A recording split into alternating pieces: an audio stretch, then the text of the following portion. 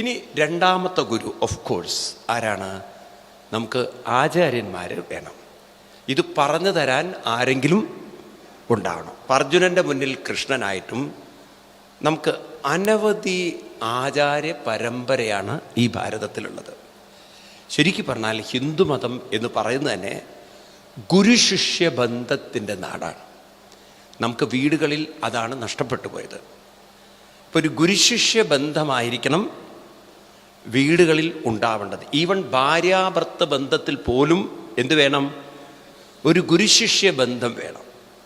അത് ഭാര്യ ശിഷ്യയും ഭർത്താവ് ഗുരു എന്നുള്ളതല്ല. ആർക്കാണോ കൃത്യനിഷ്ഠയും അനുഷ്ഠാനവുമുള്ളത്, ആർക്കാണോ അവരവരുടെ പ്രതിസന്ധികളെ തരണം ചെയ്യാൻ സ്വയം പര്യാപ്തതയുള്ളത്, അവരായിരിക്കണം മറ്റുള്ളവരെ ഗൈഡ് ചെയ്യേണ്ടത്.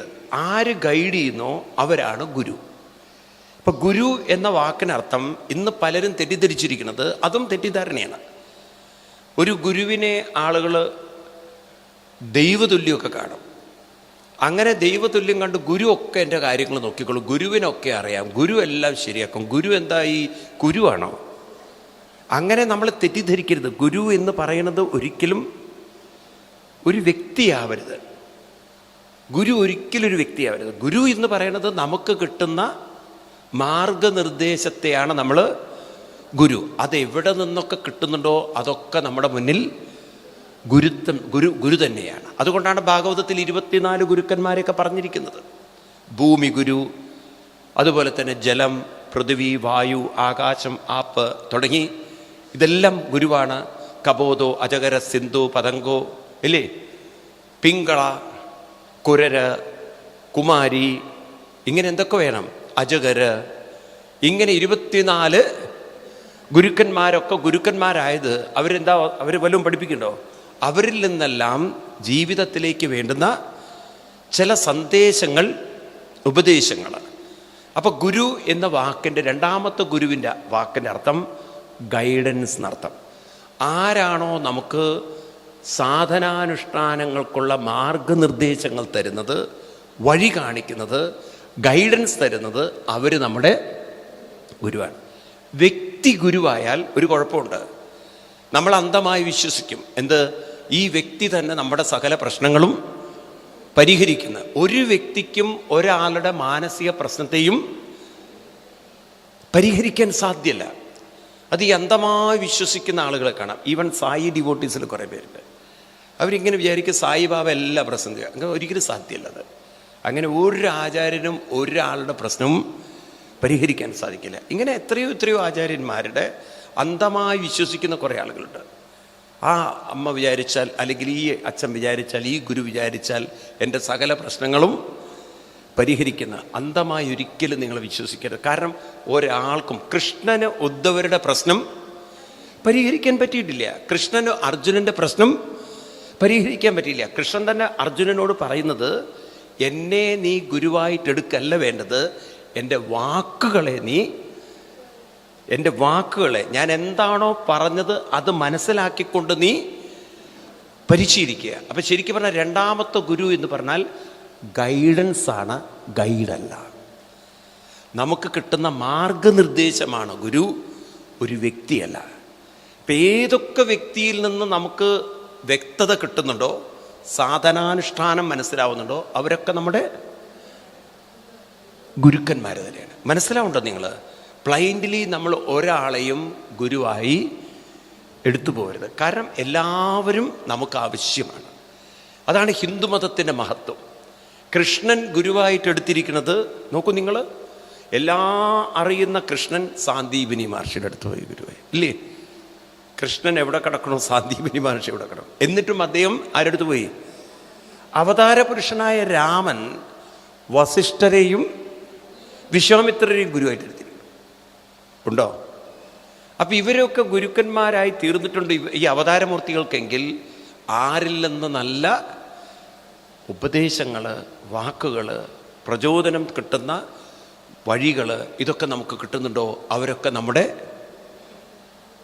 ഗുരുക്കന്മാരാണ്. അപ്പം രണ്ടാമത്തെ ഗുരുവും വേണം നമുക്ക്. ഇനി മൂന്നാമത്തെ ഗുരുവാണ് നമുക്ക്. മൂന്നാമത്തെ ഒരു ഗുരു, അതെന്താണ് മൂന്നാമത്തെ ഗുരു? ജീവിതത്തിൽ ഈ അഭ്യാസങ്ങളും മറ്റും നമ്മുടെ ജീവിതത്തിൽ നമ്മൾ ചെയ്ത് കയറി മുന്നോട്ട് പോകുന്ന സമയത്ത് മൂന്നാമത്തെ ഒരു ഗുരുവുണ്ട്. അതാരാണത്? നമ്മുടെ അനുഭവങ്ങളെ നമ്മൾ ഗുരുവായിട്ട് കാണണം. കാരണം അനുഭവങ്ങൾ വരുമ്പോഴാണ് നമ്മൾ പഠിച്ചത് നമുക്ക് പ്രയോഗിക്കാൻ പറ്റുന്നുണ്ടോ എന്ന് നമുക്ക് അറിയുന്നത്. അപ്പോഴാണ് നമുക്ക് അനുഭവം ഗുരുവാവുന്നത്. ശരിയാണോ ഞാൻ പറഞ്ഞത്?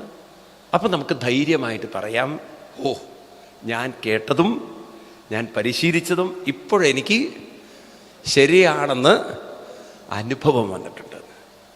അപ്പം അവനവൻ്റെ ജീവിതത്തിൽ പ്രതിസന്ധികളെ നേരിടുമ്പോൾ അവനവൻ്റെ മനസ്സ് ഏത് അവസ്ഥയിലാണ് താൻ വച്ചിരിക്കുന്നതെന്ന് സ്വയം അറിഞ്ഞ് അനുഭവിക്കുമ്പോൾ ആ അനുഭവം നമുക്കൊരു ഗുരുവായി. പിന്നെ നിങ്ങളെ മാറ്റി മറയ്ക്കാൻ വേറെ ഒരാളുടെയും ആവശ്യമില്ല. കാരണം നിങ്ങൾക്ക് ഒരു എസ്റ്റീം, സെൽഫ് പവർ കിട്ടി. അപ്പം ഇങ്ങനെ 3 ഗുരുക്കന്മാർ. ഒന്ന്, അവനവൻ്റെ കൃത്യനിഷ്ഠയും അനുഷ്ഠാനവുമാകുന്ന അവനവൻ്റെ പരിവർത്തനത്തിനുള്ള തയ്യാറാവൽ. 2, ആരിൽ നിന്നാണോ നമുക്ക് മാറാനുള്ള വഴികളും മാർഗങ്ങളും കിട്ടുന്നത് അവർ നമ്മുടെ ഗുരു. അത് പുസ്തകമായാലും ശരി, അത് ആചാര്യന്മാരായാലും ശരി, വഴിപോക്കനായാലും ശരി. ശങ്കരാചാര്യസ്വാമികൾ പറയുന്നത് പോലെ ഈവൻ ഒരു ചണ്ടാളനായാലും ശരി, അയാളും എനിക്കൊരു ഗുരുവാണ് എന്ന് പറയുന്ന പോലെ ആരിൽ നിന്നൊക്കെ കിട്ടുന്നുണ്ടോ അവർ നമുക്ക് ഗുരുവാണ്. മൂന്നാമത്തത് നമ്മുടെ അനുഭവമാണ് ഗുരു. അപ്പം നമ്മൾ ഇവിടെ എഴുത്തച്ഛൻ ഗുരുവിനോട് അദ്ദേഹത്തിൻ്റെ ഗുരുവായി സങ്കല്പിച്ചിരിക്കുന്ന ശ്രീനീലകണ്ഠ ഗുരു. അപ്പം ശ്രീനീലകണ്ഠ ഗുരു എന്ന് പറയുമ്പോൾ അദ്ദേഹത്തിൻ്റെ ഗുരുവിൻ്റെ പേര് ഒരു പക്ഷേ നീലകണ്ഠ ഗുരു എന്നായിരിക്കണം. ഇവിടെ നീലകണ്ഠ ഗുരു എന്നതിന് വേറൊരർത്ഥമുണ്ട്. ആരെയാണ് ഭാരതീയര് ഗുരുവിലും ഗുരുവായി കാണുന്നത്? ആരെയാണ്? സദാശിവ സമാരംഭം ശങ്കരാചാര്യ മധ്യമാം അസ്മദാചാര്യപര്യന്തം വന്ദേ ഗുരുപരമ്പരാം. അപ്പോൾ ഗുരുക്കന്മാരുടെ ആദി ഗുരു തുടങ്ങുന്നത് ശിവസങ്കല്പത്തിൽ നിന്നാണ്. ശിവം എന്ന് പറഞ്ഞു കഴിഞ്ഞാൽ മംഗളം എന്നാണ് അർത്ഥം. അപ്പോൾ ഗുരുവിലും ഗുരുവായ ഏറ്റവും മംഗളമായ ബോധത്തെ തന്നെയാണ് ഇവിടെ ഗുരുവായി സങ്കല്പിച്ചിരിക്കുന്നത്. അപ്പോൾ അദ്ദേഹം പറയുന്നത്, എഴുത്തച്ഛൻ പറയുന്നത്, ഗുരു എന്നെ അനുഗ്രഹിക്കണം. അതെന്തിനാണ്? എനിക്ക് 51 അക്ഷരം കൊണ്ട് വാഴ്ത്തണം. ആരെ വാഴ്ത്തണം? അരിയിട്ട് വാഴ്ത്തുകയാണോ? 51 അക്ഷരങ്ങളിലൂടെ ആധ്യാത്മികമായ അറിവിനെ, തൻ്റെ അനുഭവത്തിൽ നിന്നും ഉരുത്തിരിഞ്ഞിരിക്കുന്ന അറിവിനെ താൻ കേട്ടിരിക്കുന്ന പുരാണങ്ങളുടെയും മറ്റും കഥകളിലൂടെ സാധാരണ ജനങ്ങളിലേക്ക് എത്തിക്കണം. അപ്പോൾ താൻ മനസ്സിലാക്കിയതിനെ 51 അക്ഷരങ്ങളിലൂടെ ആവിഷ്കരിക്കാൻ, അത് മുറിയാതെ തൻ്റെ ഉള്ളിൽ ആ ഭാഷ, സാഹിത്യം, അതുപോലെ എന്താ പറയുക, അറിവിൻ്റെ ശബ്ദങ്ങളൊക്കെ എൻ്റെ ഉള്ളിലൂടെ പുറത്തേക്ക് വരണം. അതിനെന്നെ അനുഗ്രഹിക്കണം എന്ന് പറയണം. ഇതൊക്കെ വരേണ്ടത് എവിടുന്നാണ്? എവിടുന്നാണ് ഇതൊക്കെ വരേണ്ടത്? ബോധത്തിൽ നിന്നാണ്. അപ്പം ഏറ്റവും വലിയ പരമഗുരു ആരാണ്? ബോധം തന്നെയാണ്. അപ്പം അതായത് ഇവിടെ ഒരു കാര്യം ഓർമ്മിപ്പിക്കുകയാണ് എഴുത്തച്ഛൻ. അതായത് ഗുരു, അവിടുത്തെ കാരുണ്യം കൊണ്ട് ഞാനൊരു വലിയ കാര്യം ചെയ്യാനിറങ്ങാണ്. അപ്പം വേണ്ടത് വേണ്ട സമയത്ത് എനിക്ക് ഓർമ്മയിലുണ്ടാവണം. അപ്പം അതിന് ഞാൻ എൻ്റെ മനസ്സിനെ അങ്ങയിലേക്ക് സമർപ്പിക്കാം. വാഴ്ത്തുന്നു, ഞാൻ അങ്ങേ വാഴ്ത്തുന്നു. ആരെ? അമ്പോരു കാഴ്ച വാഴ്ത്തുന്നു. ഇത് വേറൊരു കാര്യമാണ്. ഒരു നല്ല കാര്യം അവതരിപ്പിക്കുമ്പോൾ, ഈവൻ കുട്ടികളൊക്കെ പഠിക്കേണ്ട കാര്യമാണ് അതൊക്കെ. ഇതിൻ്റെ അകത്ത് എന്തെല്ലാം അറിവാണ് നോക്കൂ നിങ്ങൾ. ഒരു കാര്യം നമ്മൾ അവതരിപ്പിക്കുമ്പോൾ, ഭഗവാനെ വാഴ്ത്തുമ്പോൾ, ഭഗവാനെ സ്മരിക്കുമ്പോൾ മനസ്സിൻ്റെ ഒരു അസ്വസ്ഥത കെട്ടടങ്ങും. അസ്വസ്ഥത കെട്ടടങ്ങുമ്പോഴാണ് വേണ്ടത് വേണ്ട സമയത്ത് തോന്നുക. ഇന്ന് പല കുട്ടികൾക്കും അറിയാത്തൊരു കാര്യമാണത്. പരീക്ഷയൊക്കെ എഴുതുമ്പോൾ അവർക്കുണ്ടല്ലോ വേണ്ടത് വേണ്ട സമയത്ത് തോന്നുന്നില്ല. ഇൻ്റർവ്യൂ സമയത്തൊക്കെ പല കുട്ടികളും തോറ്റുപോകുന്നതിന് കാരണം അതാണ്. വേണ്ടത് വേണ്ട സമയത്ത് തോന്നണമെങ്കിൽ മനസ്സ് വളരെ ശാന്തമാവണം. ഇപ്പം ശാന്തമാവുക എന്ന് പറയുന്നത് എപ്പോഴും സാധ്യമല്ല. നമ്മൾ ഈ ശാന്തമാവുക പറഞ്ഞാൽ ഇതിപ്പോൾ എന്താ ശാന്തമാവാൻ ഇത്തിരി ബുദ്ധിമുട്ട് നിങ്ങൾ ചോദിക്കും. എന്നാൽ നിങ്ങളൊരു വല്ലാത്തൊരു അസ്വസ്ഥതയുള്ള സിറ്റുവേഷനിലാണ് നിൽക്കുന്നതെങ്കിലോ, ഇപ്പം 2-3 പേര് തോക്കും കത്തിയും ചൂണ്ടി ഇങ്ങനെ നിൽക്കണം നമ്മുടെ മുന്നിൽ. നിങ്ങൾ അവരോട് പറയൂ, 1 മിനിറ്റ് ഞാനൊന്ന് ശാന്താവട്ടെ, എന്നിട്ട് എന്താണ് ഇപ്പം ചെയ്യേണ്ടതെന്ന് എനിക്ക് തോന്നണ്ടേ. അവരെ കാണുമ്പോഴേക്കും എന്നെ ജീവൻ പകുതിക്ക് പോയിട്ടുണ്ടാവും. പിന്നെ ബാക്കി എന്താ സംഭവിച്ചത് നമുക്ക് അറിയുണ്ടാവില്ല. ചിലപ്പോൾ വയറിൻ്റെയൊക്കെ സകല പിടുത്തവും വിട്ടുപോയിട്ടുണ്ടാവും. കാരണം അത്ര പേടി തലയ്ക്ക് കയറിക്കഴിഞ്ഞാൽ നമുക്ക് നമ്മളിലുള്ള നിയന്ത്രണം നഷ്ടപ്പെടുന്ന സമയത്ത് മനസ്സിനെ ശാന്തമാക്കാൻ പറ്റുമോ? പറയൂ, പറ്റില്ല. അപ്പം ഈ തരത്തിൽ മനസ്സൊന്ന് ശാന്തമാവാൻ അപ്പോഴല്ല ശ്രമിക്കേണ്ടത്. മനസ്സിനെ നേരത്തെ തന്നെ ശാന്തമാക്കി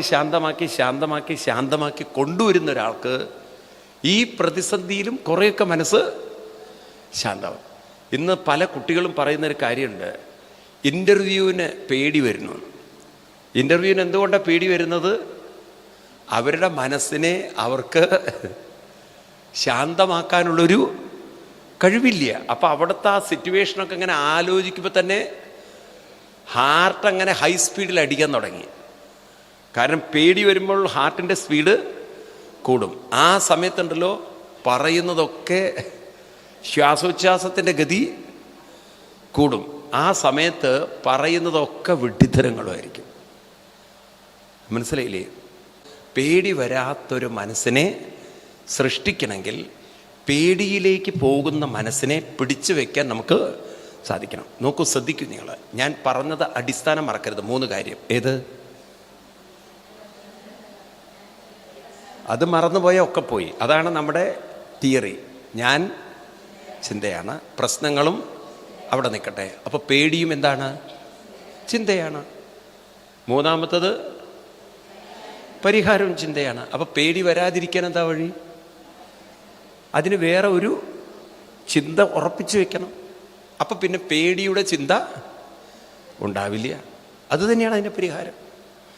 അപ്പം ഈ പേടി വരുമെന്നും പേടി വരുന്ന സമയത്ത് പേടിയിലേക്ക് മനസ്സ് പോവാതിരിക്കണമെങ്കിൽ അതിനെ വേറൊരു ചിന്തയിൽ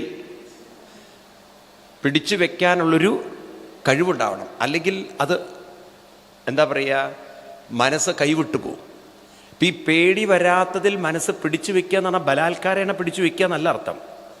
അതിനാണ് നമ്മൾ നേരത്തെ കാലത്തെ ധ്യാനവും മറ്റും പരിശീലിച്ച് ആ ഒരു ലയത്തിൽ, പ്രീതിയിൽ, പ്രേമത്തിൽ, ഒരു മന്ത്രത്തിൽ അങ്ങനെ അലിഞ്ഞ് അത് നമ്മുടെ സ്വാഭാവിക രീതിയാക്കി മാറ്റിയാൽ പിന്നെ എളുപ്പമായ കാര്യം. അല്ലാതെ നമ്മളൊരു മന്ത്രം ബൈഹാർട്ട് പഠിച്ച് ഉറപ്പിച്ചാൽ പേടി വരുമ്പോൾ അതും കൂടി മറന്നുപോകും. ഈ പരിഭ്രമത്തിനിടയ്ക്ക് പണ്ട് ഒരു കഥ നിങ്ങൾ പറഞ്ഞു കേട്ടുകണ്ടോ? തിരുവനന്തപുരത്തുകാരൻ ഒരാൾ പാലക്കാട് വന്നു. 2 പേരും പട്ടാളത്തിലോ എവിടെ ഉണ്ടായിരുന്നു. പാലക്കാട് വന്നപ്പോൾ അദ്ദേഹം അവിടുത്തെ പാലക്കാട് കുഴക്കട്ട വളരെ വ്യത്യാസമാണ്. ഭാര്യ കുഴക്കട്ട ഉണ്ടാക്കി അയാൾ കഴിച്ച്, ഇയാൾക്കിത് തിരുവനന്തപുരത്ത് ഇവർക്ക് ഈ കുഴക്കട്ട എന്നുള്ള സമ്പ്രദായം ഇല്ല. അപ്പോൾ ഇദ്ദേഹം സുഹൃത്തിൻ്റെ ഭാര്യയിൽ നിന്നൊക്കെ ചോദിച്ച് മനസ്സിലാക്കി, ഇതിൻ്റെ പേര് കുഴക്കട്ട ഇതിങ്ങനെയാണ് ഉണ്ടാക്കുക എന്നൊക്കെ പറഞ്ഞ് കേട്ടിട്ടില്ലേ നിങ്ങൾ? ഇത് കേട്ടിട്ട് ഇയാൾ തിരുവനന്തപുരത്തേക്ക് പോവുകയാണ്. അങ്ങനെ തിരുവനന്തപുരത്തേക്ക് പോകുന്ന സമയത്ത് ഒറ്റ മന്ത്രം ചൊല്ലിക്കൊണ്ടാണ് പോണത്. ഇതിൻ്റെ പേര് മറക്കരുത്, ഭാര്യയ്ക്ക് പറഞ്ഞു കൊടുക്കണം. ഏത്? കുഴക്കട്ട. ഇയാൾ എന്തോ കുഴക്കട്ട എന്ന് പറഞ്ഞിങ്ങനെ ആൾക്കാരിങ്ങനെ അടുത്തിരിക്കുന്നവരൊക്കെ നോക്കി ഇയാൾ എന്തോ ഇങ്ങനെ ടാന്ന് പറയുന്നുണ്ട്. അത് കഴിഞ്ഞ് തിരുവനന്തപുരത്ത് ഇറങ്ങുമ്പോൾ നല്ല തിരക്കായിരുന്നു. ആരോ ഇയാൾ ഇറങ്ങുന്നതിൻ്റെ പുറകിൽ ഒറ്റ തള്ളു തള്ളി. ഇയാൾ ഒട്ടേന്ന് പറഞ്ഞ് താഴേക്ക് വീണപ്പോൾ ഇയാൾക്ക് പെട്ടെന്ന് അയ്യോ ഒരു ശബ്ദം. പിന്നെ ഇയാൾ അയ്യട്ടോ കുഴക്കട്ടെന്ന് പോയി. കുഴക്കട്ട എന്നുള്ള ശബ്ദം വരുന്നില്ല. കാരണം അത് മറന്നുപോയി. പിന്നെ വരുന്നത് ഈ അയ്യോ എന്നുള്ള വിളിയും ട്ടോ എന്നുള്ള ശബ്ദവും, കുഴക്കട്ട കുഴക്കട്ട. നേരെ വീട്ടിലെത്തി ഭാര്യയോട് പറഞ്ഞു, നീ അയ്യോട്ടോ ഉണ്ടാക്കി തന്നെ കേട്ടോ എന്ന്. ഭാര്യയോർ എന്ത് മണ്ണാങ്കട്ട ഇതിൻ്റെ പേര്, ഇതുവരെ ഞാൻ അയ്യോട്ടോ എന്ന് പറഞ്ഞിട്ടൊരു സംഗതി ഒന്നും കേട്ടില്ല. നിങ്ങൾ ഓരോ വൃത്തികേട് ഒരു അവിടെ ഇവിടെയൊക്കെ പോയി കേട്ടിട്ട് വരും, എന്നിട്ട് എന്നോട് അതുണ്ടാക്കി തരും, ഞാൻ എന്താ അങ്ങനെയെന്നൊക്കെ പറഞ്ഞ് രണ്ടുപേരും മുട്ട വഴക്കായി. വഴക്കുകൂടി ഇയാൾ ദേഷ്യം വന്നിട്ട് ഭാര്യ ഒരു തള്ളു വെച്ചു കൊടുത്തു. ഓടുന്നതിൻ്റെ മുന്നിൽ നിന്നാണ്. ഈ പാവം സ്ത്രീ വാതിലിൻ്റെ ഓടാമ്പലയിൽ പോയി തലതട്ടി. അവിടെ അങ്ങോട്ട് മുഴച്ചു. ആ സ്ത്രീ ഭയങ്കര ശബ്ദമൊക്കെ ഉണ്ടാക്കി. അപ്പം ഇദ്ദേഹം പാവം ഒന്ന് ഒഴിഞ്ഞു കൊടുത്തു ഭാര്യയ്ക്ക്. ഞാൻ കാരണമാണല്ലോ ഭാര്യയ്ക്ക് ഇതുണ്ടായതെന്ന്. അപ്പം പറഞ്ഞു, ഇതുപോലിരിക്കുക സാധനം എന്ന്. അപ്പോൾ ഭാര്യ പറഞ്ഞു, അതിൻ്റെ പേര് കുഴക്കട്ട എന്നാണല്ലോ എന്ന്. ഇതാണ് കാര്യം. അപ്പം ഇതുപോലെ ഏതെങ്കിലും ഒരു മന്ത്രം ബൈഹാർട്ട് പഠിച്ചിട്ട് ഒരു കാര്യമില്ല. അത് വേണ്ട പോലെ ഒരു പ്രേമത്തിൽ നമ്മൾ ഇഷ്ടത്തിൽ കൊണ്ട് നടന്നാലേ അത് നമുക്ക് വേണ്ട സമയത്ത് ഓർമ്മയിൽ വരുള്ളൂ. അല്ലാതെ നമ്മൾ ബൈഹാർട്ട് പഠിച്ചാലും എളുപ്പത്തിലൊന്നും അത് പേടി വരുന്ന സമയത്ത് നിങ്ങളൊന്ന് ശ്രമിച്ചു നോക്കൂ. നിങ്ങൾ ഓം ഹ്രീം ഹ്രൂം ഹ്രൂം ഒരു വലിയ മന്ത്രം പഠിക്കുക, എന്തെങ്കിലും ഒരു വലിയ മന്ത്രം, ഓം ചാമുണ്ടായേ ചാമുണ്ടായേ എന്നൊക്കെ പറഞ്ഞിട്ടൊരു മന്ത്രം പഠിക്കുക. എന്നിട്ട് നിങ്ങളൊരു പാമ്പ് നിങ്ങളുടെ മുന്നിൽ വരുന്നു, ഈ ഓം ഹ്രീം ഹ്രൂം എന്ന് പറഞ്ഞു നോക്കൂ, നിങ്ങളാകെ ഹ്രീം എന്ന് പറഞ്ഞിട്ട് അവിടുന്ന് ഓടും. കാരണം ഈ പഠിച്ച മന്ത്രമൊന്നും ഒന്നും ഓർമ്മയിൽ നിൽക്കില്ല. ഞാൻ നിങ്ങളെ ചിരിപ്പിക്കില്ല, പറഞ്ഞു വരുന്നത് ചില ആളുകൾ ഇങ്ങനെ വായിക്കൊള്ളാത്ത മന്ത്രമൊക്കെ ചൊല്ലി നടക്കുന്നവർ കാണാം. ഏതെങ്കിലും ലളിതമായൊരു മന്ത്രം, ആ മന്ത്രം ഞാൻ ആവർത്തിച്ച് പറയട്ടെ, മന്ത്രത്തിനല്ല അവിടെ പ്രസക്തി, നമ്മളത് ചൊല്ലുമ്പോൾ അതിൽ ലയിക്കുക എന്നുള്ളതാണ്. അപ്പം ലയം വരുംതോറും നമുക്ക് അതിനോടുള്ളൊരു രുചി ഇഷ്ടം കൂടി വരുമ്പോൾ പിന്നെ ഒരിക്കലും മറക്കില്ല. അതാണ് രാമായണത്തിലൊക്കെ നിങ്ങൾക്ക് കാണാൻ എഴുത്തച്ഛൻ്റെ ഉറങ്ങുമ്പോഴും ഉറക്കത്തിലും ഉണ്ണുമ്പോഴും. അമ്മ അങ്ങനെ പാവം ഡെയിലി ചൊല്ലുന്നുണ്ട്, ഉണ്ണുമ്പോഴും ഉറക്കത്തിലും കിടക്കുമ്പോഴും എപ്പോഴും അറിയാതെ മനസ്സ് നാമത്തിൽ മുഴുകണം, അല്ലേ? ആ രീതിയിലുള്ള ഒരു മന്ത്ര സംസ്കാരം ഉള്ളവർക്ക് ഈ പേടി എന്ന അവസ്ഥയിൽ നിന്നും മനസ്സിനെ ന്യൂട്രലൈസ് ചെയ്യാനുള്ളൊരു കഴിവുണ്ടാവുക. അപ്പം ചിന്ത കൊണ്ട് ചിന്തയെ പരിഹരിക്കാൻ പറ്റുള്ളൂ, വേറെ വഴിയില്ല. അതെപ്പോഴും ഓർത്തു വെച്ചാൽ നല്ലതാണ്. ചിന്ത കൊണ്ടേ ചിന്തയെ പരിഹരിക്കാൻ. അതുകൊണ്ടാണ് ഈ 3 മന്ത്രങ്ങൾ നിങ്ങളോട് ആവർത്തിക്കാൻ പറഞ്ഞത്. ഞാൻ ചിന്തയാണ്, പ്രശ്നങ്ങളും ചിന്തയാണ്, പരിഹാരവും ചിന്തയാണ്. ക്ലിയർ? ഇപ്രകാരം അവനവൻ്റെ ഒരു അനുഭവവും ആരായി മാറി? ഗുരുവായി മാറുമ്പോൾ പറയുന്നു, അമ്പോരുഹക്ഷ, അതിന് ഞാൻ അങ്ങേ വാഴ്ത്തുന്നു. അപ്പം ഭഗവാനെ വാഴ്ത്തുക എന്ന് പറഞ്ഞാൽ ഭഗവത് സ്മരണത്തെ പ്രേമത്തോടുകൂടി കൊണ്ടു നടക്കുമ്പോൾ എനിക്ക് ഈ ഒരു കാര്യം സ്വസ്ഥ മനസ്സോടുകൂടി എനിക്ക് ചെയ്യാൻ, എൻ്റെ ഉള്ളിൽ നിന്നും ഈ അറിവും കഴിവും എല്ലാം ചേർത്ത് ഞാൻ ചെയ്യാൻ പോകുന്ന മഹത്തായ ഒരു കാര്യം പൂർത്തീകരിക്കാൻ എനിക്ക് സാധിക്കണം. എന്താണ് മഹത്തായ കാര്യം? 51 അക്ഷരങ്ങളെ വെച്ചുകൊണ്ട് ഹരിനാമകീർത്തനം എന്ന ഈ ഭാഗവത സന്ദേശങ്ങളെ, ആധ്യാത്മിക തത്വങ്ങളെ സാധാരണക്കാരായ ആളുകൾക്ക് പറഞ്ഞു കൊടുക്കാൻ എനിക്ക് സാധിക്കണം. ഇപ്രകാരം പറഞ്ഞുകൊണ്ട് ഗുരുവന്ദനം ചെയ്ത് അദ്ദേഹം ഇനി തുടങ്ങുകയാണ്. എവിടുന്നാണ് തുടങ്ങുന്നത്?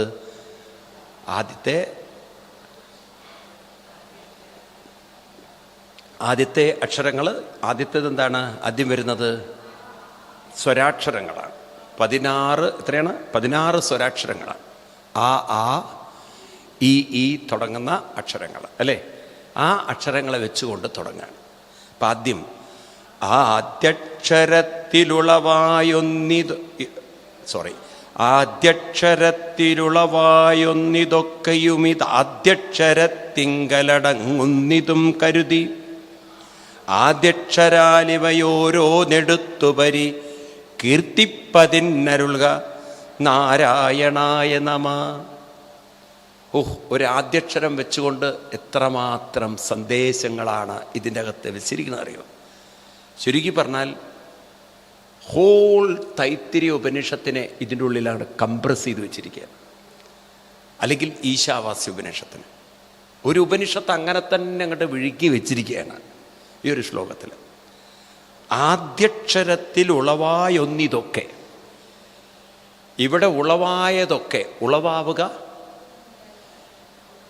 ഉണ്ടായതെല്ലാം ആദ്യ അക്ഷരത്തിൽ നിന്നാണ്.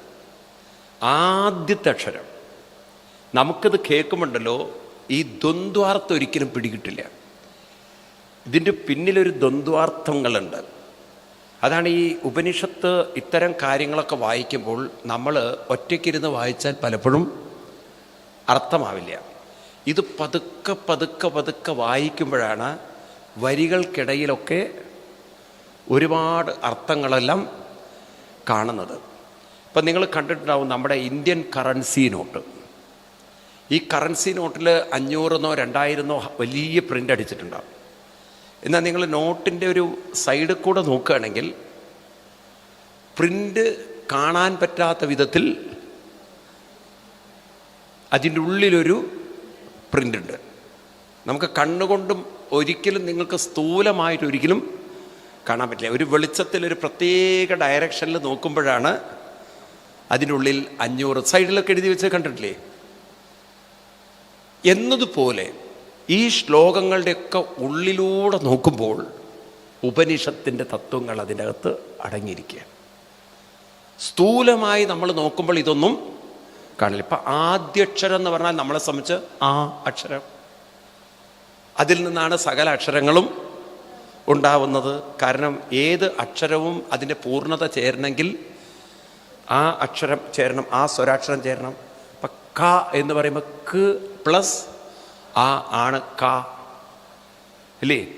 അതുപോലെ മ എന്ന് പറയണമെങ്കിൽ മ പ്ലസ് ആ ആണ് മ. ഏത് അക്ഷരവും പൂർണ്ണമാവണമെങ്കിൽ ആ എന്ന് ചേർക്കണം. ആ എന്ന് ചേർത്ത് കഴിഞ്ഞാൽ എല്ലാം പൂർണ്ണമായി. ഈ പണ്ട് കാലത്തേക്ക് ഇപ്പം മലപ്പുറം ജില്ല എന്ന് പറഞ്ഞാൽ തന്നെ വലിയ പ്രശ്നമാണ്. പക്ഷേ ആ ജില്ലയിൽ പണ്ട് കാലത്ത്, പഴയ കാലത്ത് വിദ്യാഭ്യാസം വളരെ കുറവുള്ളൊരു കാലഘട്ടത്തിൽ ഈ ഒരുപാട് പ്രസവിക്കും വീട്ടിലുള്ളവർ. ഈ പെൺകുട്ടികളൊക്കെ പീരീഡായി കഴിഞ്ഞാൽ നെക്സ്റ്റ് ഇയറിൽ കല്യാണം കഴിച്ചു കൊടുക്കും. അന്നത്തെ ഒരു കാലഘട്ടം അങ്ങനെയായിരുന്നു. അതിൽ ഈ പെൺകുട്ടികളെ പെണ്ണ് കാണാൻ വരുന്നത്, ഇതിനിപ്പോൾ എത്ര വയസ്സായിട്ടുണ്ടാവും? പോയി കഴിഞ്ഞാൽ ഒരു 14 15, കാരണം 13 14 വയസ്സിലൊക്കെ ആകുമ്പോഴേക്കും അന്ന് പെൺകുട്ടികൾ റെഡി ചെയ്യും. ഇതിനെ അധികം പഠിപ്പിക്കുകയൊന്നുമില്ല. എന്നിട്ട് പെണ്ണ് കാണാൻ വരുന്നത് 45 വയസ്സ്. അന്നത്തെ കാലഘട്ടം എന്നൊക്കെ ആലോചിച്ച് നോക്കും. എന്നിട്ട് ഈ മൊരട്ട് കളവനെ ഈ പെൺകുട്ടിയോട് ചോദിക്കും, അനക്ക് പിടിച്ചുവോ എന്ന്. പിടിച്ചുവോ എന്ന് ചോദിച്ചു കഴിഞ്ഞാൽ നിനക്ക് ഇഷ്ടപ്പെട്ടു എന്നാണ് ചോദിക്കണത്. എന്നിട്ട് ഈ കുട്ടി ഒന്നും പറയാതെ അകത്തേക്ക് പോവും. അകത്തെത്തിക്കഴിഞ്ഞാൽ ഒന്നുകൂടി പുറത്തുനിന്ന് വിളിക്കും, അനക്ക് പിടിച്ചുവോ എന്ന്. ഈ കുട്ടിയുടെ അമ്മ എന്ത് ചെയ്യുന്നറിയോ? ഈ പെണ്ണിൻ്റെ മുടി ഒരൊറ്റ വലി വലിക്കുന്ന ആളുണ്ട്.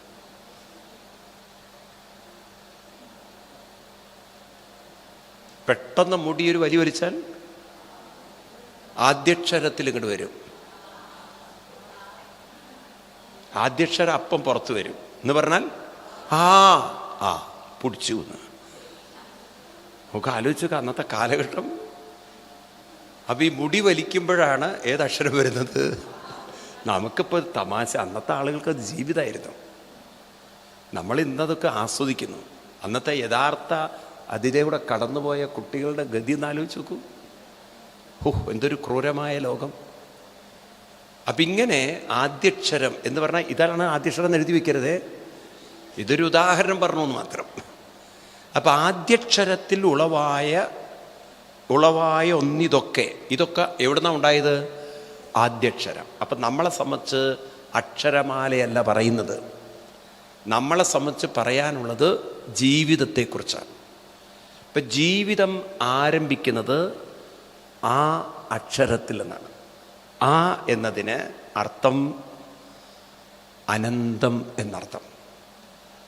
ആ എന്നത് അനന്തതയുടെ ശബ്ദമാണ്.